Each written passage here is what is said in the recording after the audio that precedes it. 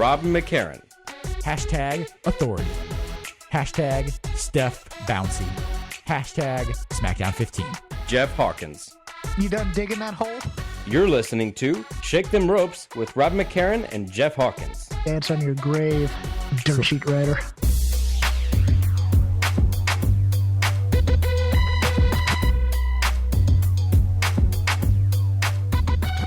Hello, everybody, and welcome to Shake Them Ropes. It is September 1st, 2015. Rob McCarran here alongside Jeff Hawkins.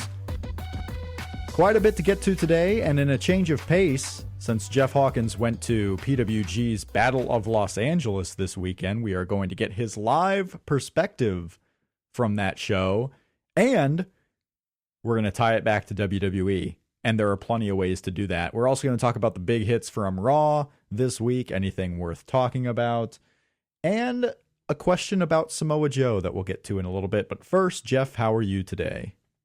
I have finally recovered. I have taken a nap, and, you know, I wasn't arrested for third-degree murder or fired due to pictures on my Instagram. I'm doing all right.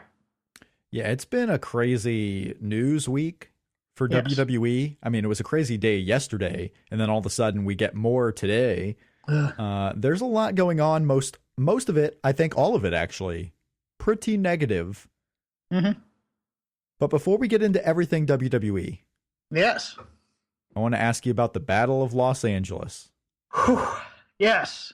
I survived all 3 days of the Battle of Los Angeles. Friday, Saturday, and Sunday in Reseda, California. Mm-hmm. All 3 days of BOLA going up against the big Cubs-Dodgers series, in which a no-hitter was thrown on Sunday. Look, nobody's listening to this for baseball, so let's... No baseball talk, no hockey talk. Football season's coming up. Maybe we can talk some football. But No. PWG Battle of Los Angeles, Friday, Saturday, Sunday, you got your tickets going in. There were no tickets sold, as far as I know, at the show, so everyone who went had to get their tickets early. We'll go through the days. We'll go through the results so everyone knows. And the reason why we're talking about this is not just because Jeff went there, but there are a lot of former WWE names. There are a lot of future WWE names that were on this show.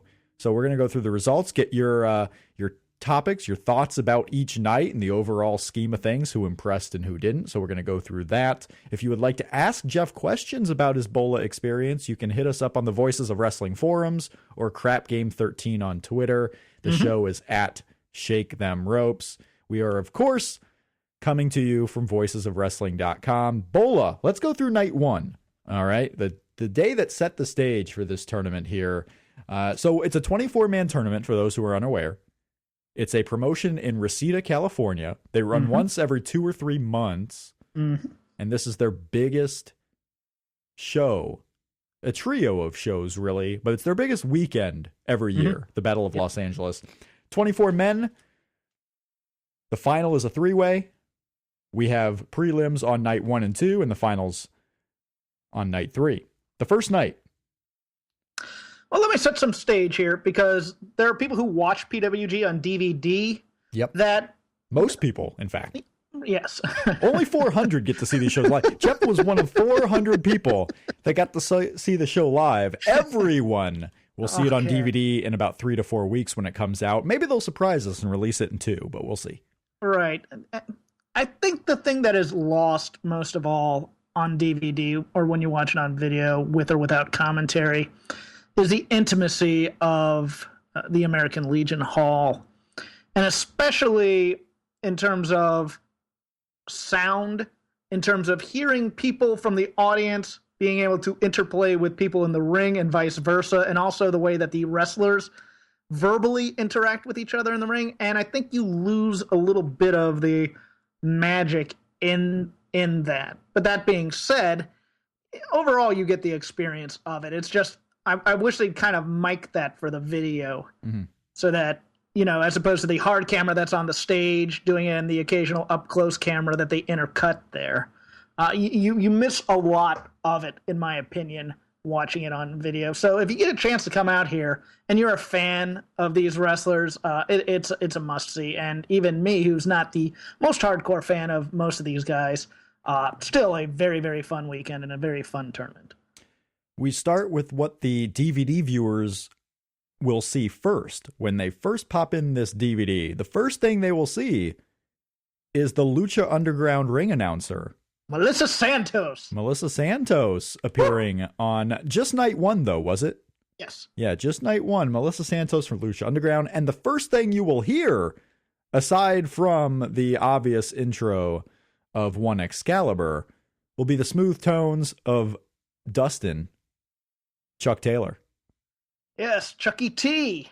As Excalibur said, it's a BOLA miracle coming in to do the color commentary. So, and he got a rousing ovation and a few applauses throughout the weekend for various things that we'll get into. But yes, Melissa Santos, everything she's advertised to be.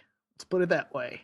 We start with the tournament matches. There were 6 tournament matches on night 1, 6 tournament matches on night 2, and then the remainder of the tournament on night 3. Brian Cage, former WWE developmental talent, defeated Aerostar. Yes. Biff Busick, future WWE talent, defeated Andrew Everett. Will Ospreay defeated Mark Andrews, both coming from the UK.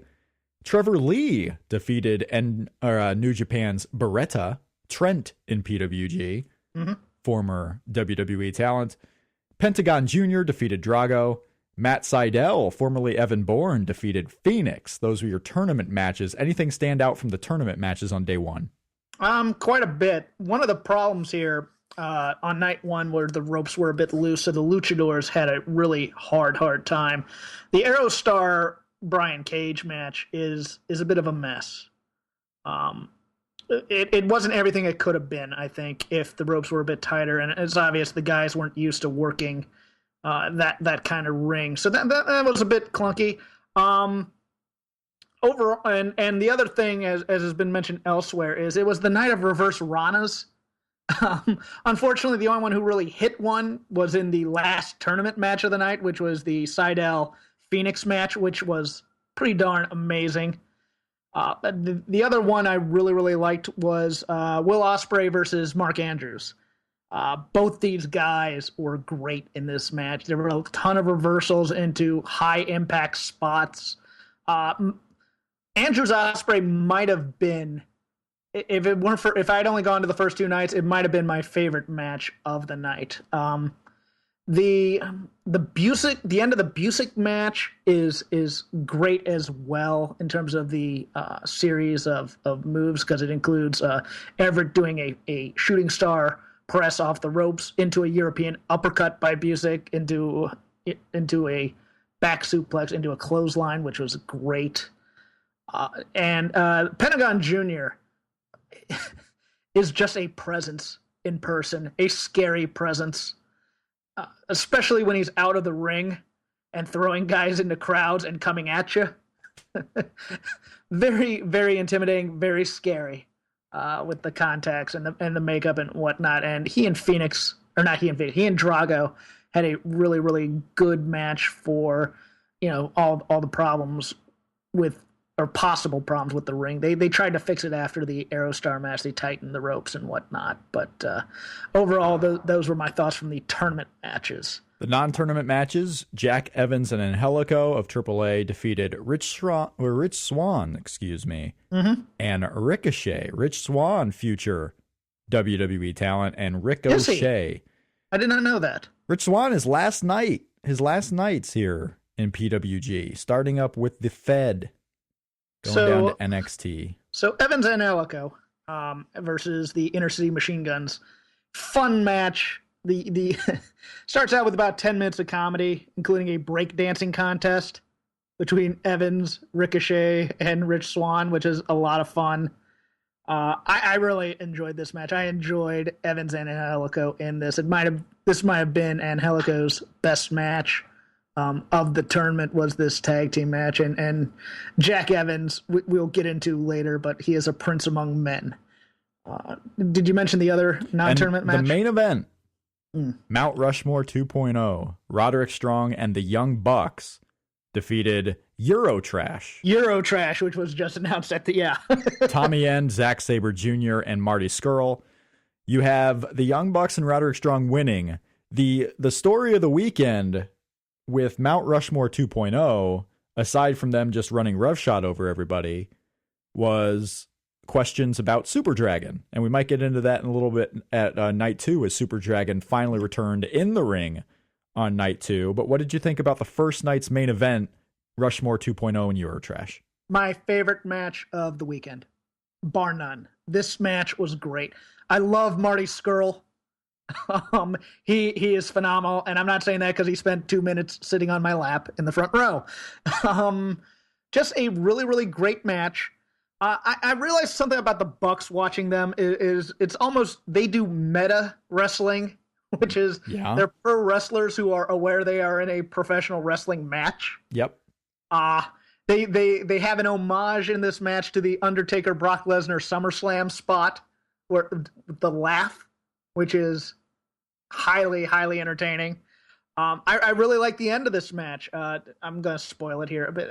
There was a transition here where we're giving away results, Jeff. I mean, the event happened. We're doing a live review of the show. You can spoil everything. Okay, good. I worry sometimes if people were complaining at other places, but it's like a 450 from Matt Jackson, which Scurll then turns into a chicken wing, which then turns into a swanton from Nick, which then eventually turns into a double Meltzer driver, which took out End and Scurll. And then there was a nice little hope spot, and I'm glad they didn't go through with it, but a 3-on-1 between Roddy, who is, again, possibly the best heel in the business right now, and the Young Bucks, where they do a double super kick with a jumping knee from Roddy, and then Roddy won with the end of Heartache. But just a great, great match from all 6 guys. Tommy End was great in this too. I don't want to shade him at all because he is a beast in the ring. But this was my first time seeing Scurll, and I love the guy. He's such a great throwback type of wrestler. And Zach was great too as a white meat babyface in this match. It just all clicked here. And of course the Young Bucks are phenomenal. So my favorite match of the 3 nights was this first main event. Yeah, the Young Bucks are quite great. So that was night 1. How tired were you after night 1? Night 1 I was okay. I pulled an all-nighter because those who don't know, I work a weird shift. So the night ended. The thing about PWG is the bell time says something, and then it starts about an hour later. Mm-hmm. So the bell time is best case scenario, really. It's a guideline, but show started around, I believe, 9:30, and we got out about 1:30. I got home about 2, which was about 24 hours, and then I recorded some audio that we just decided not to use, and slept all day Saturday. But I survived this one. This was fine. I was fine here. So night 1 on a scale of 1 to 10 afterwards, you would say about a 7 or 8? How I felt how you felt after night 1, not about the matches, but how you physically felt after night 1. I'd say an 8. All right.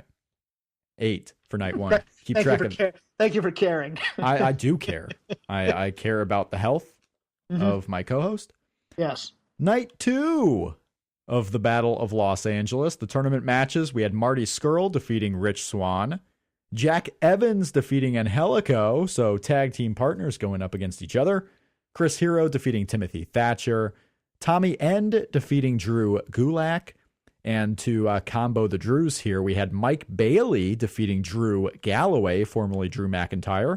And Zack Sabre Jr. defeated Ricochet. Your night 2 tournament matches. Jeff, thoughts?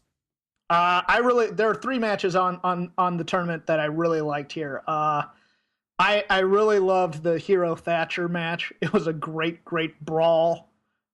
Just rough stuff, almost, New Japan-esque here in terms of like headbutts and forearm shivers and whatnot. Where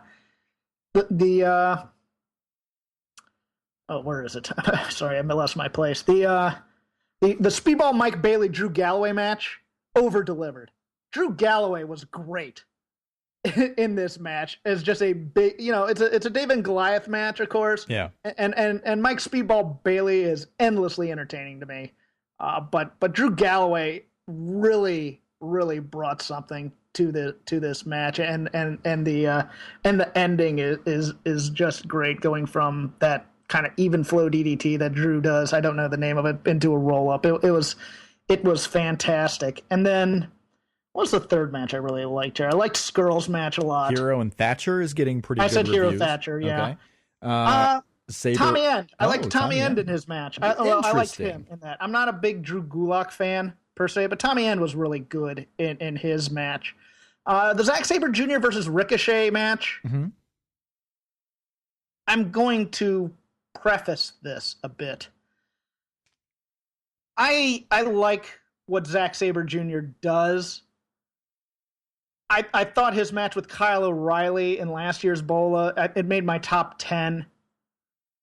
The issue I have a little bit with Zack Sabre Jr. is that you always have to kind of wrestle the Zack Sabre Jr. match with him. So if you get conflicting styles, it's always going to be you're working his style as opposed to kind of melding the two of some way.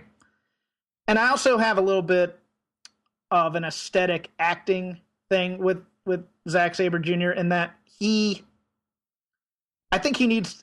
There are two things he does during his matches. Number one, he's very, very. He plays kind of this clever, cocky baby face in that he's outsmarting people time after time after time. But the longer the match goes on, it makes it seem like he's a heel to me. And the other thing is when he's on the ground selling, I wish he'd sell a little bit more as opposed to he kind of just is taking a moment and he's not really selling. So that kind of takes me out of his matches. I liked the Zack Sabre Jr. Ricochet match. I think I was probably setting the bar a bit too high on what I was going to see in it, but he was very, very good in it. The Evans and Angelico match. I've heard reports that there wasn't really a quote-unquote bad match in the bunch. If there were, it was this match, mostly because it was comedy. Really? I wouldn't have expected that. Well, are you being sarcastic or no? No, I wouldn't have expected. Okay. I wouldn't have expected these two guys to do comedy at this point in the show. But I guess what were they? They were the second match of the night. So second match of the night. I suppose that's the spot where you would do it if you were going to do it. Yeah, and Skrull was great in his match. I don't mean to shade him at all. Right. Marty Skrull was great in his match. But we're talking Evans and Angelico. Why would I mean? I don't know. I'm not as familiar with them as a tag team in Mexico. I'm familiar with Evans from all his U.S. stuff. Is there a reason why I would have been sarcastic? Are they a comedy team and I'm just unaware? I thought you might have known more than I do a bit about what they do in AAA or about Jack Evans, because Jack Evans was a comedy figure most of the weekend. Oh, okay. Well, no, I didn't. I wouldn't have guessed that actually. Maybe I'm completely mistaken, but I wouldn't have guessed Jack Evans to be a comedy guy going into this show. So that's interesting to me. Yeah, well, I mean, you'd have the breakdancing night one. This one, I expect the breakdancing. Yeah, the actual match part, it just wasn't clicking. They started out with the tag team partners who didn't want to fight each other necessarily, but Evans cuts this great promo on the audience, making us heel on him. During the course of the match, he grabs a drink and then he does drunken master working, which really popped the crowd, but it's a comedy spot. And then all you have to know is he won with a Karate Kid style crane kick for the pin. Okay. So it was pretty much a comedy match, but even during the course of the match, they weren't clicking with each other in terms of their moves. And you know what? I can excuse that, number one, because the entire weekend was great. Number two, they probably don't work against each other all that much. So, of course, it's going to be. But I think I was expecting. Again, this is one of those where I set the bar a little bit too high in terms of what I want to see. I'm not a regular watcher of, say, Lucha Underground. But, I had heard all this about him, and I really wanted to see Angelico do a lot more, I think, over the course of the weekend, and I think I was a bit disappointed by this match. The Karate crane kick, of course, because Karate Kid was filmed and takes place in Reseda. Yeah, and you'd think that a guy with a Karate Kid gimmick in a tournament in Reseda. but no, Mike Speedball Bailey and Drew Galloway was really overperformed. I'm really looking forward to seeing. I love that match. I'm looking forward to see the Drew Galloway and everything match. Everything that Drew Galloway was involved with, I'm interested in seeing, because Galloway.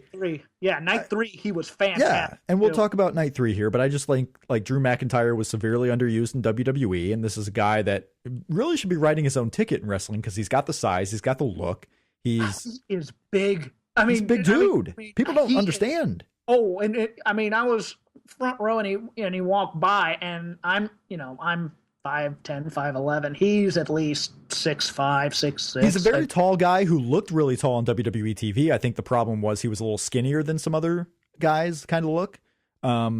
But yeah, I mean, the guy's got size, and on the indie scene, it's even more prevalent because he's just bigger than everybody. Yeah. So I'm looking forward to seeing that. And I feel bad, Chris Hero.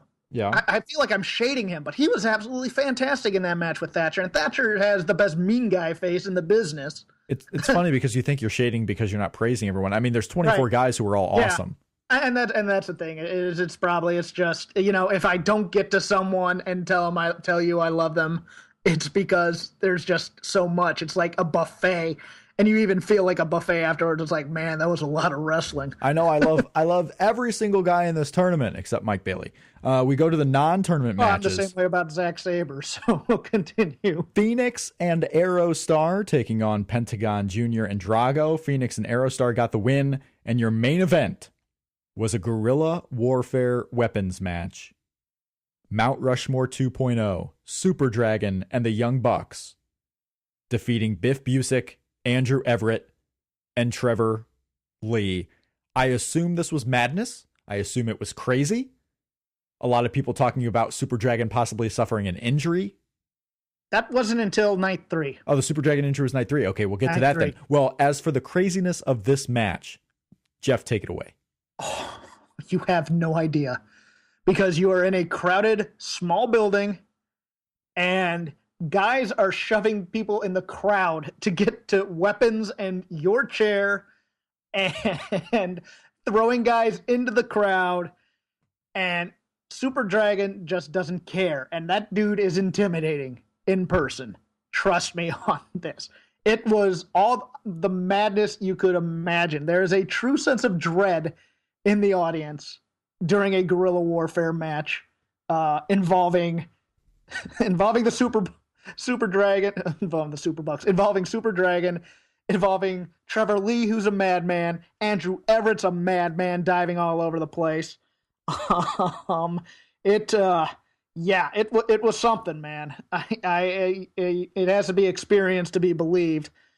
And then in the aftermath, of course, Excalibur and Chris Hero both get beaten down by the 3 members of Mount Rushmore 2.0 that were there that night, because Roddy Strong had flown out for a show in Georgia. Yeah, he was in Ring of Honor on Saturday. Yeah, and so they were working. They Excalibur, bids us goodnight, and then Dragon and the Bucks come out and beat on him a bit, and put him through a chair. And of course, there's I forgot the the shoes with thumbtacks came into play. Of course. Those are were up close. Those are interesting. Were you at the guerrilla warfare match between the Bucks and Candice LeRae and Joey? PWG 11 last year? I think no. I watched it though. Okay. I don't believe I was. I might have been. I can't. It's all a blur. Well, that'll be the part that I'm looking forward to see exactly how crazy compared to that match. Because we had guerrilla warfare. We had Kyle O'Reilly and Roderick Strong, which was somewhat crazy, but it wasn't a mess. I mean, when you get these multi-man, weapons matches inside that small building and add in Super Dragon going nuts. Yeah, I can only imagine how crazy it was. The thing that differentiates this from the Candice LeRae Joey Ryan match was there was no blood in it at all. Oh wow! Yeah, which is shocking for the amount of thumbtacks and stuff that you saw. It is a little shocking. And Busick's a great brawler too. He's the one guy I haven't mentioned yet in this whole thing. He was going nuts as well. Everybody was just going insane in this match. And then the Lucha Tag, great tag match. And and they all work with one another, so you'd expect nothing less. And Pentagon just chopped the hell out of people.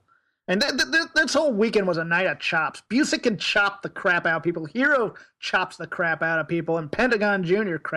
chops the crap out of people. I mean, it rings, and it just sounds like it hurts. Probably craps the chops out of people too. Yes, and Tommy End as well. Yep, man. All right, so after night 2 on the Jeff Hawkins health scale, 1 to 10, we had night 8 for night 1, or excuse me, an 8 for night 1.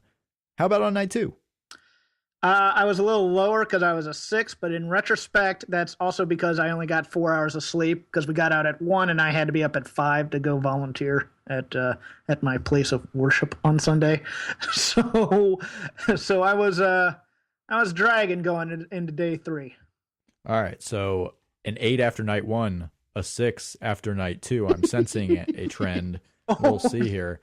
Yeah. I'm sensing it. Night 3, the Battle of Los Angeles. So we got done with the prelim matches. We're into the true tournament now. Mm-hmm.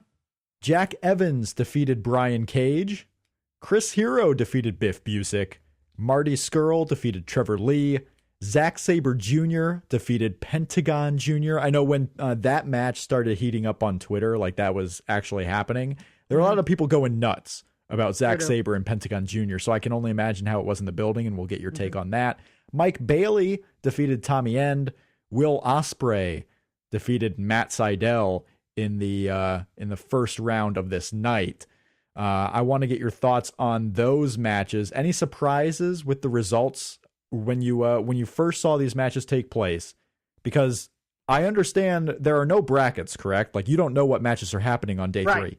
Right, you don't. Yeah, so you go in, you're just looking for the entrance music, you're seeing the guys come in and be like, oh shit. And after every match starts happening, you're like, okay, who's left, who can be paired up with each other?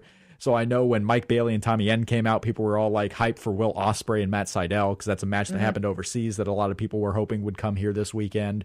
But your takeaway from what was officially the second round of the tournament, the opening of this night. Some great matches here. The Ospreay Sydal match was phenomenal. The Speedball Mike Bailey Tommy End match was another great David and Goliath fight, man. And there's something about Bailey when he's getting fired up that gets everybody excited, and it was pretty darn awesome. Scurll Trevor Lee was solid, and Marty Scurll just continued to grow on me. I found the Zack Sabre Pentagon Jr. match for the internet hype, and of course the hype of these two big time personalities. It was Pentagon doing a Zack Sabre Jr. match, and it was still good and fun. I think I expected a little bit more, but Pentagon, of course, just beat the heck out of Zack Sabre Jr.'s chest. I enjoyed that match. Chris Hero and Busick was another great brawl, and ended with a middle rope pile driver, which is awesome for me, mostly from a fantasy wrestling perspective. That was always my finishing maneuver. I'd never seen it live other than Terry Funk doing one, so that was kind of cool. And then the first match out, man, Jack Evans and Brian Cage. And Jack Evans comes out to this odd music, and he gets on the mic and he tears down everybody in the house, and he tears down Brian Cage as a weightlifting bodybuilding geek. And of course he just gets he gets destroyed by Brian Cage for about 90% of the match, like a rag doll getting thrown all over the place. And it starts out with the end of the Aerostar Cage match where he catches him in a suplex, and then Evans slides down and gets a schoolboy pin on him. 1, 2, 3. And the place just erupts because nobody was expecting him to win that match. And then Cage destroys him after the match, and he has to be helped to the back. But just an amazing mouth and a fun, it's that kind of match where you watch and you realize you enjoy it, but it's not going to get, a high star rating from anybody. It's what I like to call the Toru Yano match in a tournament. Guy gets destroyed for 90%, and the mid-card mouthy dick heel gets a roll-up for the win. It was great. I loved it. And so this is where apparently, and you'll let us kind of know what happened with the whole Super Dragons thing, but we finally had Mount Rushmore 2.0 intact in a match in PWG. All 4 members, Roderick Strong, Super Dragon, and the Young Bucks, defeating Angelico, Phoenix, Rich Swann, and Ricochet. So we basically, we had the full team here. What happened with Super Dragon? Well, from the looks of it, yeah, it was weird because they set this up because Excalibur said he had 4 guys in the locker, or he had a whole locker room full of guys he could get, and it started out with, I guess the Bucks came out to, or Roddy came out to Phoenix's music, and then Phoenix, after 2.0 was out there, Phoenix came out to fight, and then the Inner City Machine Guns, followed by Angelico, or vice versa, or whatnot. And then it kind of goes and devolves into the, the crazy dives and the athletic stuff. And at some point, I forget who was in the corner, but Super Dragon goes running at the turnbuckle and does the dive, misses the guy and ends up diving through the center rope, through the turnbuckle to the floor. And it was reported that he tore his ACL, but it seemed like he had a concussion. We didn't see him for the rest of the night. The match, continued for a very short time, and then Strong won with the end of Heartache. But for the posing in the match, Super Dragon was nowhere to be found at that point and was gone. But it looks like that was the move that really that took him out. So after all this, and after getting win after win after win at PWG BOLA, Mount Rushmore 2.0 could already be over. It could be, but then, you might get a replacement of some kind. Maybe get a replacement, but then, sell new shirts. Sell new shirts with the new face on the front there. Why not? Hero, maybe, since he's a mainstay and a big guy. Heck, I'd like to see a heel Zack Sabre Jr. run. Why not? Zack Sabre Jr., the news coming out of this. Actually, we'll do that when we get to the final. So we had our semifinals here. Chris Hero defeating Jack Evans, Mike Bailey defeating Will Ospreay, and Zack Sabre Jr. defeating Marty Scurll. So the final was going to be Hero versus Bailey versus Sabre. And Chris Hero I can't remember if it was Tremendous or if it was Mystery Vortex, but Chris Hero just had that huge match with Mike Bailey that Mike Bailey got a squeaker win from. So did they play off of that one when we get to the final here is what I'll want to know. In fact, let's talk about the final. There's one more match where we're going to get to, the 10-man that was in between. I want to talk about on the lead up to that, because those matches. Talk about them. 2 of the 3 were great. The Hero and Evans. Yeah. Let me guess the one you say isn't great, the Zack Sabre Jr. match. You are burying Zack Sabre all over the place. I am not burying him. I just think there were some choices made that could have been better, I think. And I've already admitted I'm not the biggest Zack Sabre Jr. fan in the world. I like what he does, and what he does phenomenal. All right, Hero and Evans. Hero and Evans was fantastic. Jack Evans comes out, bandaged head, bandaged ribs, just bandages all over the place. Again, cuts a heel promo on us, cuts a heel promo on Hero, and then the match starts, and he grabs the mic again, and he goes, "You know what? I'm even better than all of you give me credit for. Not only can this guy not get a 3 count on me, he can't get a 2 count on me." So the entire story of the match was Jack Evans getting destroyed for a long, long time and always kicking out at 1. and you know what? It started out as a gimmick, and eventually the crowd got into it, and they just loved it and ate it up with a spoon. And it helps because after, 3 or 2.5 days of shows, all with the same people too, no matter how great these people are, you got to have something different to keep people into it. This match was, of course, to find out who goes to the final. So, of course, people were going to be interested. But that's a cool little thing. And it wouldn't shock me if that was Chris Hero's idea. Chris Hero always likes thinking of creative things like this. Wouldn't shock me if it was Jack Evans' idea, because he's probably done it in places before. But these 2 guys who have been around the indie scene for a long, long time know how to keep fans' interest, especially after long days of action. I think it was just playing into the story establishing the cage match of the mid-card heel who has no business getting to the finals, having a bit of hope of getting to the finals. Yeah. And it played into that. The Mike Bailey. Oh, God, this was great. This is probably my favorite match of the tournament, or it's one of them. It's up there. They were great. My question was, when Ospreay came to the ring, he jumped into the ring and then he started selling a knee. Now I'm not sure if that was legit or not. I'd like to find that out. because it played into quite a bit of the match, and he sold it for the entirety of the match. And it seemed innocuous when he kind of did a rope dive into the ring, and then he just started like grabbing his knee occasionally. So, but he also did a whole ton of arrow back spots. Will Ospreay was great throughout all 3 nights. I just want to know if even despite the knee injury, he was still doing the number of spots he was doing. A couple of scary. Mike Bailey does these apron bumps that are going to shorten his life if he's not careful. But that was a fun match. And my problem with the Zack Sabre Jr. Marty Scurll match was that it was just too long. It was 25, 26 minutes long. And even up until about 20 minutes, they're still kind of doing comedy with the audience. And it was mostly chicken wing to armbar reversal. Chicken wing to armbar reversal. I've heard it's a style, it might have been a World of Sport style match, which is fine. But it was a little cutesy for my taste, and was a little long given the fact that most of us had been out there since either noon or 1 o'clock, and we're about 4.5 hours into the card right now.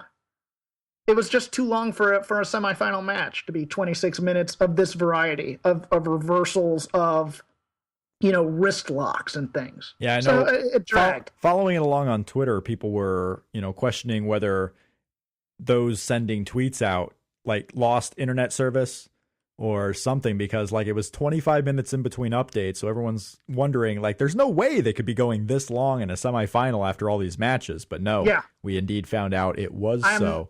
And Rob, I am not burying Zack Sabre Jr. That's fine. He's not my style of guy to watch. How late did night 3 start? Because it seems like there was an advertised bell time and people weren't even coming into the building at the advertised bell time. No, it wasn't. We started, the advertised bell time was 5. I had gotten there at noon because I was general admission that night. And it started around 6:30, 6:45.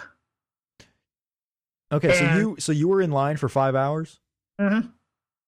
Wow. Did you get an okay seat? Yeah. Oh, good for you. Me and a friend of mutual friend of ours, Eric Barnes, passed the time in line. Oh, cool. Nesbar on the board. Good.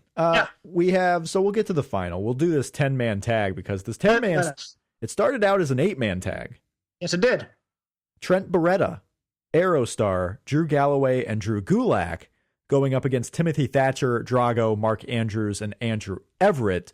But it would not stay as an 8-man because we had 2 somewhat mystery partners, one join each team. Chuck Taylor joining his buddy Trent, and Tommaso Ciampa joining the team led by Timothy Thatcher. So this became a 10-man with what I understand to be another long slow motion spot, possibly the last in the PWG career of Chuck Taylor. Yes, a very, very long one. Slow motion chants, slow motion ball shots. A lot of meta wrestling comedy here. A point where Andrew Everett and Mark Andrews are both on the top rope after a long time of the slow motion stuff, and they just both went, we can't really do slow motion from this point, which of course got a big laugh. Lots of aerial dives outside, including Drew Galloway doing a tope over the top rope, which was insane given his size, but no, he ran and did it, and it was awesome. And the downside of it was it killed the crowd for the final, because the crowd loved this match because it was all about, it was fun. It goes to the self-referentialness of what they like. The teams were just so mishmash, but still, even when guys had to work certain styles with other guys they weren't used to, it was still a lot of fun. This is a comedy match. It's a fun comedy match. It's going to go great on the DVD, and people are going to love it. And people loved it. People were clamoring for Chuck Taylor to enter this match, and he, ripped off his shirt to the cheers of thousands. And the name of their team was either 5-Man Band, which Galloway just broke when they said they were going to say that, or Best Amigos. So, fun match. And the main event, the final, 5 hours into the show, Yes. Zack Sabre Jr. defeating Chris Hero and Mike Bailey. This was an elimination match. So who was eliminated first? Speedball. And who eliminated him? Hero.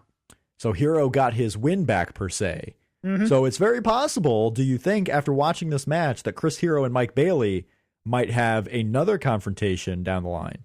Yes. Okay. And it'll be awesome because, I mean, well, the story of the tournament was him doing the David versus Goliath matches.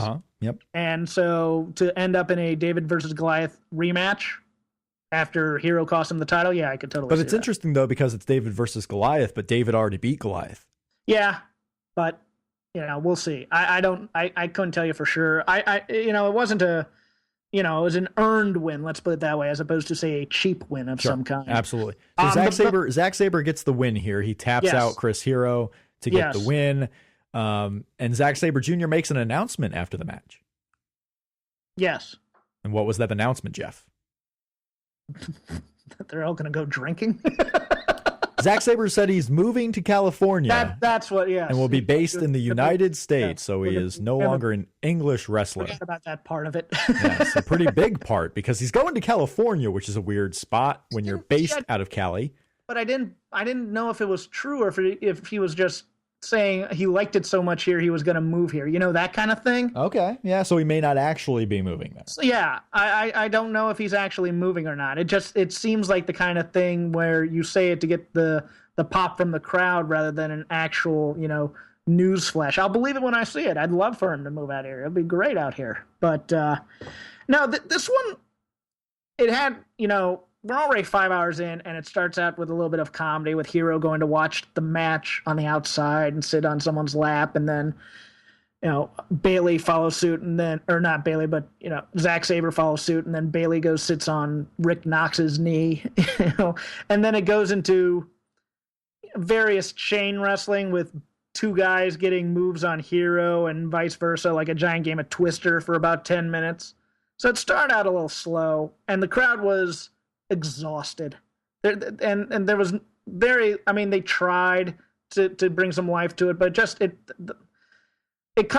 may come off bad on the DVD. Still a fun match to watch, a lot of reversals. It was all three guys wrestling a Zack Sabre Jr. match. So Zack Sabre gets the win. He is your PWG Battle of Los Angeles champion, so a championship match comes his way in the future. So we'll find out what's going on with Zack Sabre Jr. there. What do you think the odds are that Zack Sabre will become the PWG champion in his first title challenge? It's his second title challenge. I went to the first one. No, I mean his first one post-BOLA. Oh, first one. Like it's not going to be, I don't see Zack Sabre getting a title challenge, he fails, and then a second one. I want the first challenge after BOLA here. Does he win? Does he lose? Yes, he wins. He wins. There's no question about it, because the story is lost the first match against Roddy, loses the match on night one to Roddy in BOLA night one. He takes the fall. Night two, he beats the 2014 winner of BOLA, Ricochet. Night three, he overcomes favorites and scrappy underdogs to win it all. He's winning the title, especially if he moves to California. Especially if he's moving. Now, I was looking up flights because, of course, Zack Sabre Jr. is a regular in Pro Wrestling Noah. So he makes quite the, few trips to Japan all the time. Flights from London to Tokyo are 11 and a half hours and a little bit more expensive than the same 11 and a half hour flight from Los Angeles to Tokyo. So he's not losing any time, and it might be a little bit cheaper. The problem, though, is if Zack Sabre's looking to pick up all those Evolve bookings, I don't know if he gets as many as he had, if he's picking up, East Coast dates in the U.S. So he very well may have just been saying that he might move there because he likes it so much. It was a warm. I mean, did they break 100 degrees in Los Angeles this weekend? Yeah. All right. Every day? And I would say so, yes. So your health now, we get the health. We were in 8 after night 1. We were a 6 after night 2. After night 3, post-show, when that final bell rang and the show was over, Jeff Hawkins, on a scale of 1 to 10, where were you? We were at a 2. It was midnight. So Battle of Los Angeles is not even, it's not wearing down just the wrestlers. It's wearing down the fans also. Well, I mean, and a couple people I saw taking a bit of a doze in the crowd or during intermission.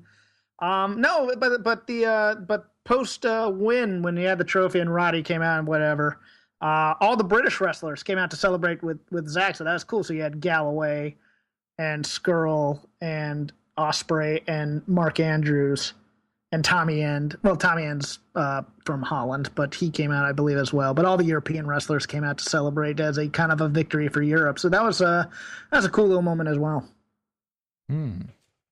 Interesting. Why? I don't know. Just is. I thought you were setting me up for something. Team. Well, what I was trying to do is take all the last names of the Europeans who came out to celebrate with Sabre to give them a WWE team name. No. And what I've come up with is So Ages. Team So Ages. Drew Galloway looked like I was shocked he was there for the last night. I thought he was one of these one night guys. Yeah, usually those guys are like AJ Styles, but usually they're only there on Friday and they fly out on Saturday. And so it's very cool to see him, and he looked like he had a blast both nights. So that was nice to see. Yeah, Drew Galloway getting the. So he wasn't there. Was he in a match on Friday?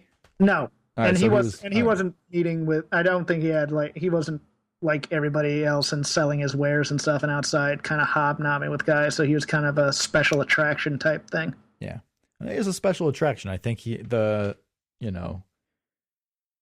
Galloway hasn't lost any luster since getting fired for WWE. It's been a year too. You would think sometimes after a year they kind of lose it, but Galloway is he's acclimated himself. He's acclimated himself to the indie scene. People are starting to see him as a big indie name. Yeah, not to get into who's in the crowd and whatnot, but I don't want to get into who's in the crowd. Just a wrestling one, not a celebrity one or anything like that. But night one, it was really cool that Human Tornado was in the crowd because he's an old school PWG guy and from when I used to go. So it was nice to see him out. Human Torpedo, Rey Mysterio, Conan, all in the building for various times. Mm-hmm. And the Battle of Los Angeles. So overall, your experience on a scale of 1 to 10, Jeff, where'd you rate this year's BOLA? Oh, at least a 9, high 8, 9. Yeah. Nice. So I enjoyed myself. I enjoy wrestling. I just, when I talk about it, I want to be fair. I don't want to be, oh, this was awesome. Oh, this was, I want to be, even-handed in terms of things things I enjoyed and things I didn't enjoy. I'm not gonna. I wouldn't go so far as to say yes. It was better than WrestleMania, but it was pretty darn fun. I had a blast. So our show is available on voicesofwrestling.com, iTunes, Stitcher, and so on. Oftentimes on previous shows for the last month or two, you've heard that we're on YouTube also. We're on youtube.com/voicesofwrestling.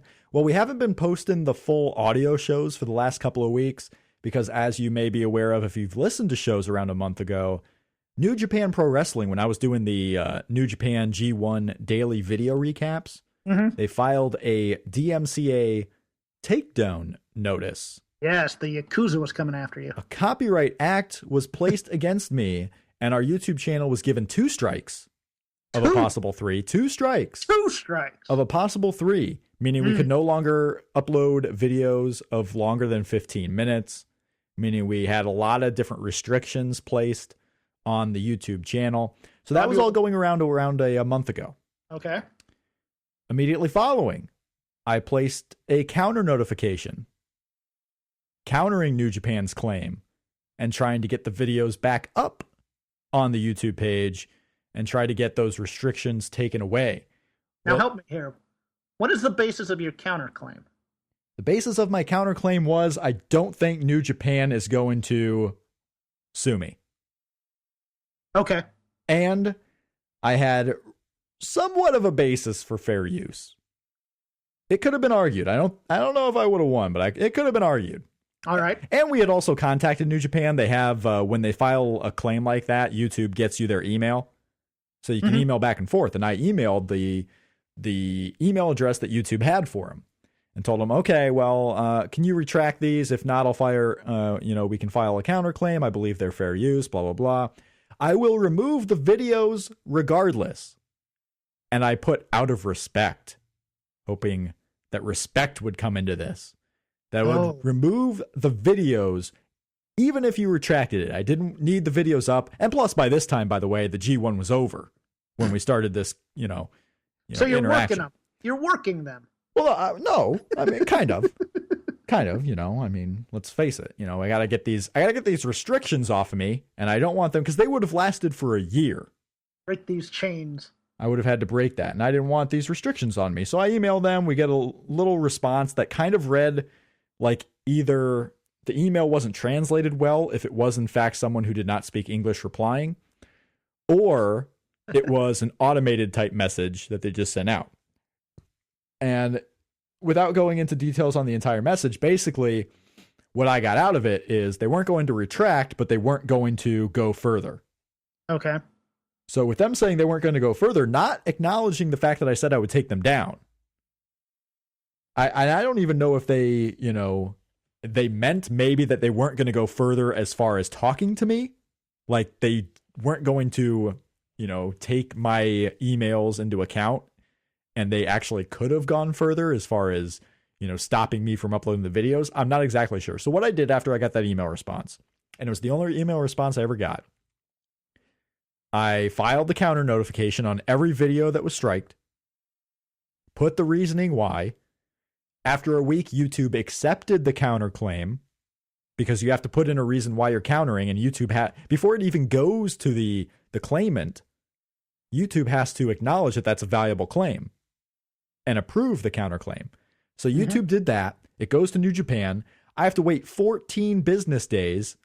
They have 14 business days to either sue me in U.S. federal court, which would have required New Japan lawyers or Bushiroad lawyers to travel to Hammond, Indiana to file a claim. I want to see that. I thought the likelihood of that happening was not very, optimistic. I felt like that was not going to happen, especially for a small claim like this. After doing a lot of research, after doing a lot of, people who have filed DMCA claims and all this stuff and had them filed against them, I thought that was not going to happen. Although I did get a little scared when I realized as I was doing this that, oh, you know what? New Japan's coming to the U.S. Like, I made this and they're making a stop at Rob's house. Made this a little bit easier for them. But they got offices in California, so I didn't think they were going to come from there. But my friend Minoru Suzuki, he's here to talk to you about your I was making sure that I was always walking in public places with another person. I was not going to get clipped. So 14 days go by, and about 3 days ago, got the email from YouTube saying that the takedown notice has been taken or retracted, if you will, or that it's no longer in effect. And YouTube was restoring the videos and removing all of the strikes against the account. So in a way, we won.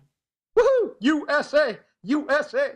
I did stand by it because the G1 now is a month over, and we did the final G1 review that basically gave the standings and everything from the entire tournament. So, like, I am going to honor what I was going to originally intend to do. I did delete manually all of the previous G1 recap videos. I kept up the final night. I kept up the audio that Rich and Joe and I did of the midway point. I kept up the preview. But I removed each daily video.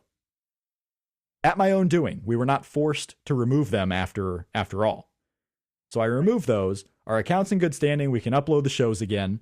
And all this happened too when I was trying to upload our post show that we recorded from last week. So that post show never did go up because there was a lot of account stuff going on. By now it's a little too late because most of the post show was spent previewing BOLA. So we're not going to do that. We'll do a post show that will be up on the YouTube page on Thursday. So this episode's post show will be up on Thursday with Jeff and I discussing different things after recording this episode. So youtube.com/voices of wrestling. The account is back to normal. We fought the law and we won.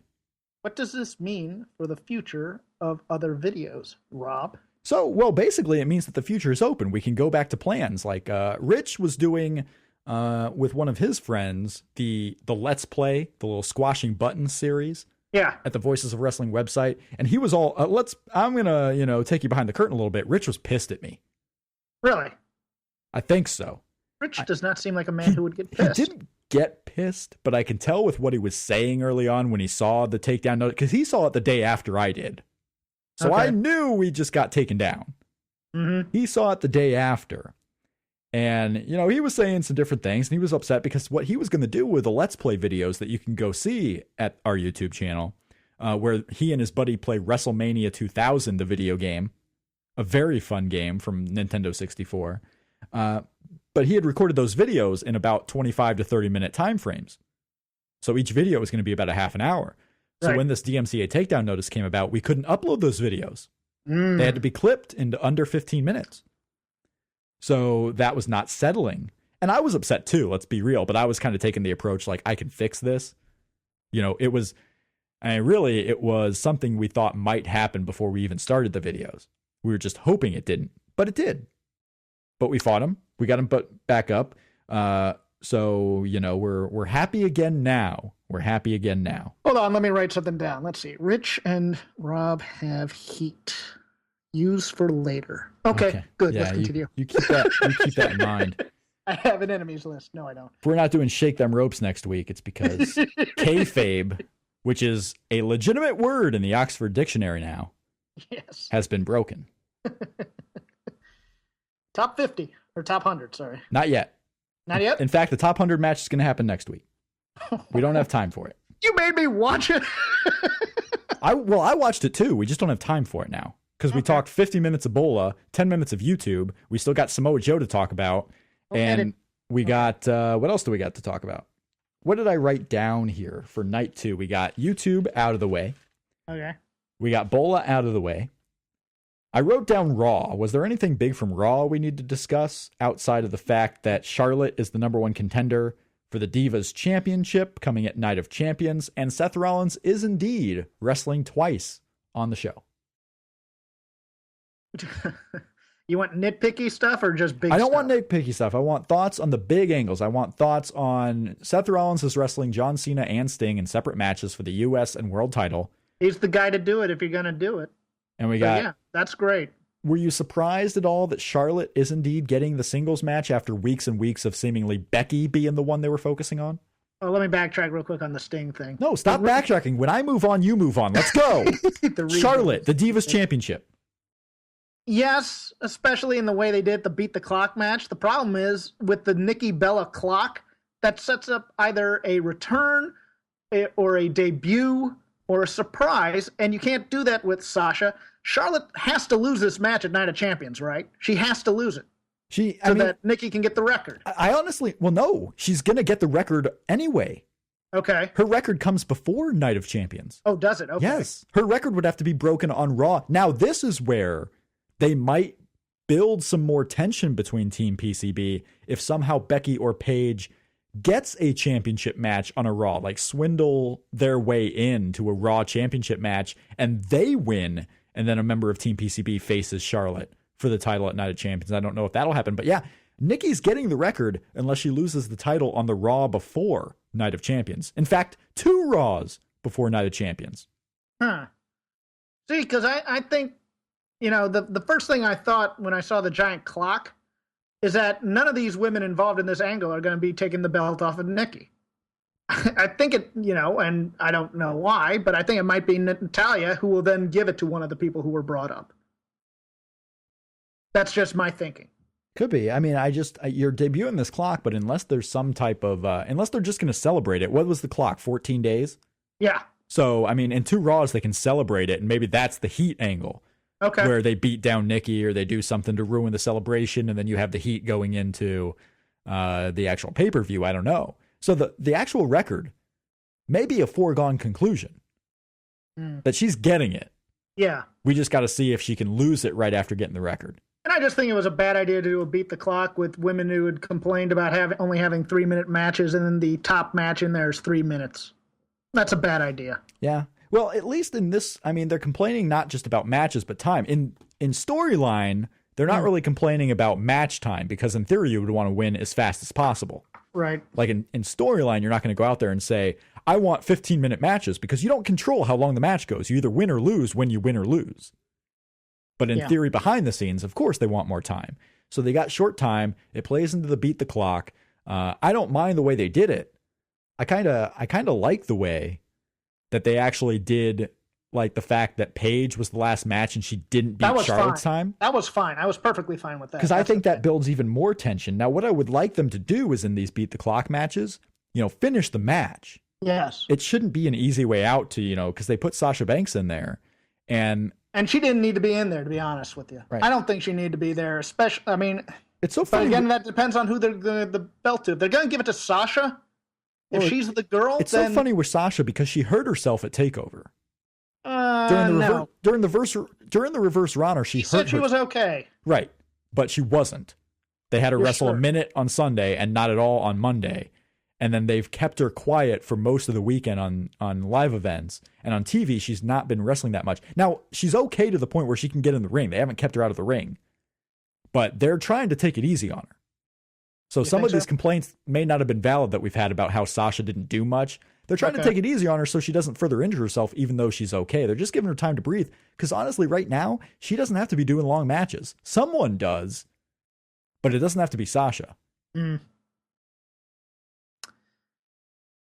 and, the only other angle kind of progression here, they're going to have to tread lightly on this Dolph Ziggler thing with the sexual harassment implications and whatnot, given our society. That was just weird. There was just some weird stuff on this show, and they keep going weird with Dolph Ziggler and Summer Rae.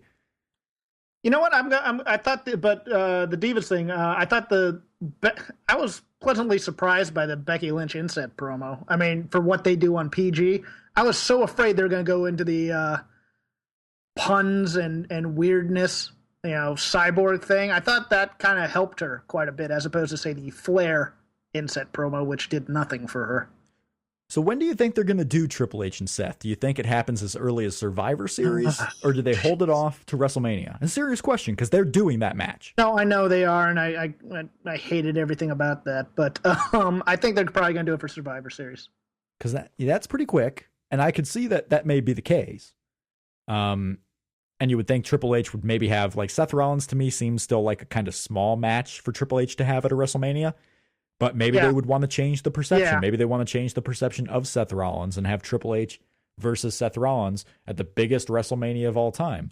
I don't know, but Survivor Series seems kind of likely. Maybe Royal Rumble. Yeah, I think it's going to be Survivor Series, and I think probably Seth is going to find a way to weasel a win. Survivor Series this year also is happening in Atlanta, Georgia. Mm-hmm. Do you think Sting sticks around and is one of the main participants in a match at the Atlanta Survivor Series? You know what? This could be setting up a rematch for Survivor Series. And then put off the Hunter match for a Rumble, like you were saying. Maybe. Yeah. There's a lot of, there are options. The Sting would still be a draw in Atlanta, I think. I don't know if he would be any more than normal, but it might be too much time. Yeah. It's a long time since, Atlanta. I don't know if Ric Flair is an extra draw in North Carolina anymore. No, probably not. Yeah. So we'll see about that one. Now, have you ever played this WWE Supercard game? No. This app? No. I'm interested, if any of you out there are listening to the show and have ever played Supercard, hit us up on Twitter at Shake Them Ropes. Rob at voicesofwrestling.com is the email if you would rather go private. I just downloaded this game when they announced the new cards and the new season. Like 2K makes this game and it comes out and because of the Stephanie card? No. I'm not. This isn't a Stephanie thing. This is just the game. So I downloaded. I'm interested because it's been a year. It's been out for at least a year. And people talk about it, and I see every once in a while, on occasion, a Twitter post about what card they got on Supercard or something like that. So I finally downloaded it just out of curiosity to see what it was all about. Mm-hmm. I can't stop playing this game. Like, I have a problem. Like, I'm not a gamer. I don't own a game system. This is your Magic the Gathering. See, I never played Magic the Gathering. It was too complicated for me because I'm dumb. I played Pokemon. Wait, make that a drop. I played Pokemon in school. When there was a big Pokemon phase, I was like in 7th grade. And like 6th grade was the yo-yo phase in our school. And 7th grade was the Pokemon phase. And then 8th grade was the, okay, let's stop doing stupid kitty shit phase.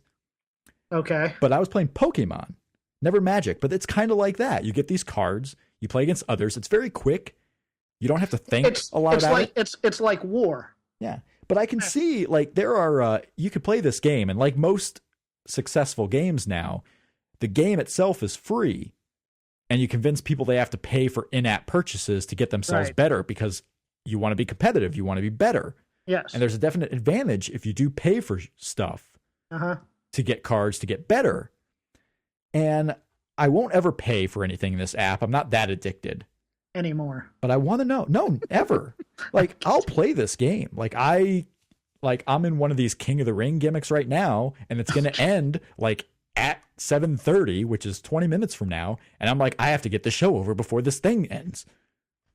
Not really. That's why we're not doing the top 100 matches. No, So we're not doing it because I have a fantasy football draft at 8.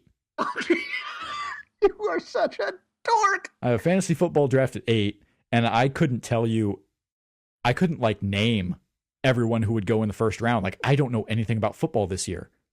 I'm going to have to go on who was good last year because I don't know who's going to be good this year. I don't know anything about the rookies. I don't know. Is Adrian Peterson playing? I guess I'll pick him first. I don't know. Oh, no, don't pick him first. And also Jordy Nelson's out for the year. Just know that much. Jordy Nelson's out for the year. Randall Cobb might play in week 1. And, I mean, I don't know who the quarterbacks that are going to be good, so I'll probably go safe and just pick Tom Brady. And hope he doesn't get suspended. Oh. I don't know. I have a fantasy football draft, though, but, like, I am complete nerddom. Well, then we should wrap up the show this week. So it's insane, like fantasy football in this card game. But I want to know if anyone's playing the card game out there. So tweet at us. You can call me a dork, whatever. Tweet at him. I don't play this card game. Tweet at me if you have tips, if you want to be helpful, or if you just want to troll. Just tweet at me. And then I wanted to ask you this, and we'll close on this one. Okay. Samoa Joe. Yes. A question has been raised. We've raised this question about others before. We raised it about the Ascension last year. Mm-hmm. We raised it about Finn Balor as recently as last week. Samoa Joe. Will Samoa Joe ever make it to the main roster? And before you answer this question, putting the question that way kind of intimates that it would be bad for Samoa Joe if he didn't make the main roster. Like it's something he's reaching towards.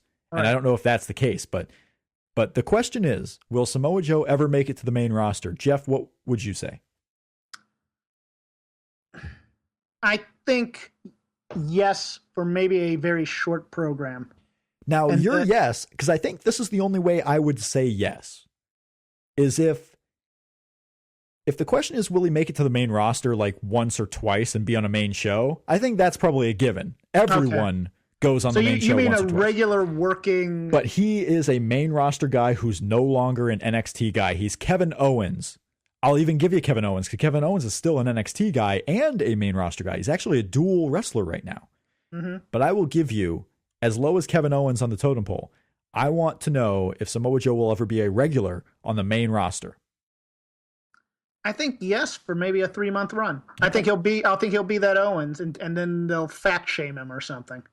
See, I'm gonna go. I would say no, that I don't ever think he will make it to the main roster. And you know what? I'm not even positive of my answer, because I think as long as Kevin Owens is up there and is getting mocked for his weight, I don't think they even look at Joe. Well, that too, and the fact that, okay, it's not necessarily a bad thing if he doesn't go onto the main roster, because Samoa Joe signed this deal thinking he wasn't even going to be on the NXT roster full time. He was going to come in when they had big shows, big house shows, and TV, and then work wherever he wanted to elsewhere. I have doubts that Balor's going to make the main roster. Yeah, I still have doubts about that too. Until he's no longer a big thing in NXT. Eventually he'll have to go up. Because you need a draw in NXT. That entrance works in small houses. I mean, I had a joke tweet, but now, it's kind of cool. I'd sign up all the former Generation Next guys and just feud them one after another to cut promos on Balor and have great matches with them and run them out a bit. And, and build Balor to help build Balor more, because they're not doing much to help build him as a character. Yeah, he's an entrance, as people have said. I just don't think it's a bad thing to say that Samoa Joe won't ever make it to the main roster. I don't think there should be a negative connotation there, because maybe that's all he wants. Maybe he wants the few dates. Maybe he wants the light work schedule so he can do other things in entertainment. I could see him coming up even for like a one shot in this Shield versus Wyatt family feud as the third guy.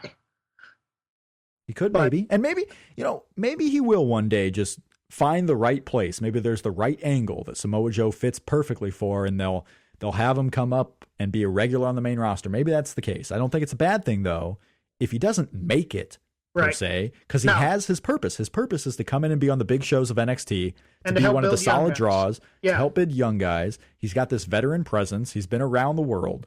So he is a multifaceted name for NXT. And the only sad part about that is then you don't really make the money of the main roster. But I think Joe has a sweet deal. Well, that's what I'm saying, though. I think he's got a pretty good deal to come in for this NXT gig, and it allows him to still do stuff outside of WWE. Not necessarily indie shows. I'm talking like voiceover work or entertainment projects. Like, that's the stuff that he's wanting to get into. I mean, this Broadway shows. Yeah, sure. Yeah, well, anything. Well, he's done voiceover work. He's been in movies. Huh. He has done stuff like this. He has a better resume than I do. This stinks. Well, he absolutely does. I would put his second CM Punk match up against anything you've done, Jeff. Well, I have bad work rate, and I only have one style of match. Right. I mean, God, I had to reprimand you for breaking show kayfabe earlier in the show. Not moving on. And I'm not going to edit that out. I want the world to see how much of an asshole I am. Oh, hell. We pretty much know it. Yeah. I'm sad. I'm really a nice guy. You are.